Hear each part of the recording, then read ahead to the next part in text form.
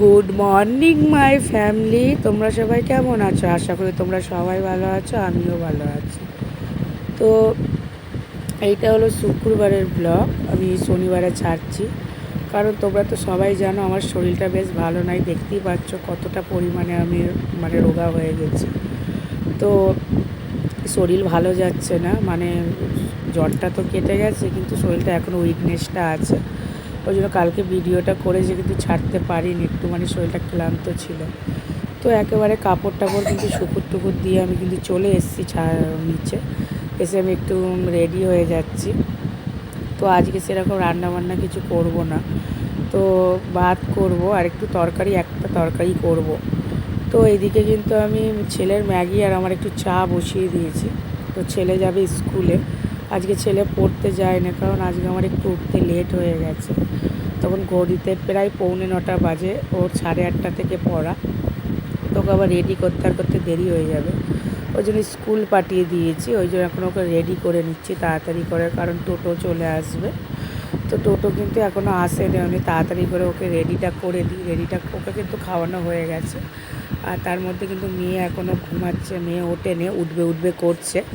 হ্যাঁ, তো ওই জন্য তাড়াতাড়ি করে রেডি করে দিচ্ছি। আর আজকে একটু সোয়েটারটা পরেছি, আজকে ওয়েদারটা একটু ঠান্ডা হচ্ছে, বৃষ্টি হবে। তো বৃষ্টি হয়েওছে।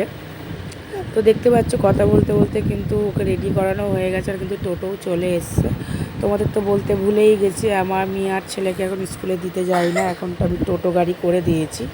তো খুব অসুবিধা হয়ে যায়। তো টোটো দাদাটা খুবই ভালো, দেখতেই পাচ্ছ অনেক বাচ্চা রয়েছে আর একটা করে গার্জেনও থাকে। তো ওরা দায়িত্ব সহকারে নিয়ে যায়, দায়িত্ব সহকারে একদম ঘরে ঢুকিয়ে দিয়ে যায়। তো এখন টোটোতে ওকে তুলে দিচ্ছি আর ওকে মধ্যিখানে বসাই। ওর মতন আরও অনেক ছোট ছোট বাচ্চারা আছে। তো আমি এবার ওকে টাটা করে দিয়ে বললাম, টাটা করে দিলাম, ও টাটা করে দিয়ে চলে গেল স্কুলে। তো আমি এবার একটুখানি কালকে রাত্রিরে পাস্তা বানিয়েছিলাম, তো পাস্তা করে নিয়েছি। দেখতেই পাচ্ছ আমার কিন্তু পাস্তা একদমই ভালো লাগে না, যে আমার মেয়েও পাস্তা খাচ্ছে। তো আমার কিন্তু পাস্তা একদমই ভালো লাগে না। তো জানি না কেন, তোমাদের দাদাভাই আমার ছেলে খুব ভালোবাসে, আমার একদম ভালো লাগে না। আর এমনিতে মুখে জ্বর তো মুখে এমনিতেও ভালো লাগছে না। তো তাও কি করব, ওষুধ খাবো, ওই জন্য একটু পাস্তাটা খেয়ে নিলাম, আর জিনিসটা নষ্ট করব। তো তারপরে পাস্তা খেয়ে আর কোনো কাজকর্ম আমার ছিল না। তো দুটো কাটা ভাত করে ছেলেও কিন্তু চলে এসছে, খাওয়া দাওয়া কিন্তু আমাদের কমপ্লিট। এবার দুপুরবেলা কাপড় জামা তুলতে এসেছি। আগের দিনকে প্রচুর পরিমাণে বৃষ্টি হচ্ছিলো, তাই জন্য অনেক জামা কাপড় জড়ো হয়েছিল, কাঁচা হয়েছিল, শুকনো হয়নি। তো একেবারে শুয়ে টুয়ে কিন্তু বিকেলবেলা উঠে পড়েছি। আর একটুখানি গেছিলাম বাইরের দিকে, আমি একটু ফুচকা খেতে গেছিলাম, মুখে একদমই কিছু ভালো লাগছিল না। আর নিয়ে নিয়েছি দই ফুচকা।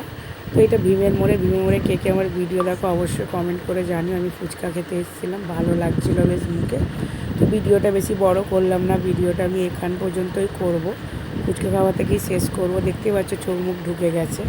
তো এইসব কথা বাদ দিলাম, ভিডিওটা ভালো লেগে থাকলে তাহলে একটা ছোট্ট করে লাইক, শেয়ার, কমেন্ট আর সাবস্ক্রাইব করতে ভুলবে না। দেখা হচ্ছে নেক্সট ভিডিও। সবাই ভালো থাকবে, সুস্থ থাকবে, টাটা।